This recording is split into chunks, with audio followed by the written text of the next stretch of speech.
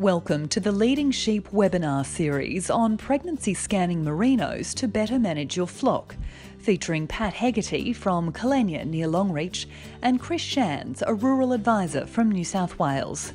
This is part 3 of 6, where Chris Shands discusses the importance of ewe nutrition and birth weight for lamb survival.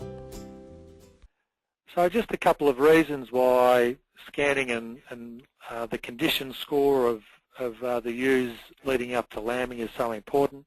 If you look at the blue line, if I get this spot going, this blue line through here, if you look at single lambs and the condition score of the ewes, then ewes that are in 2 or 3 condition score, in most cases, will probably rear singles relatively well. If you though look at ewes that are carrying twins, ewes that are in this 2 to 3 condition score will probably rear less than half of their lambs, and depending on the environment, then that's obviously a difficult one. If you get them up to 3 score, you prepare them for lambing, then they're going to rear more of their lambs. If we look at the next slide, which is lamb birth weight in terms of lamb survival, and this is some lifetime wool research that was conducted a few years ago now. But if you look at the average birth weight in this trial was 4.9 kilos, so just around about 5.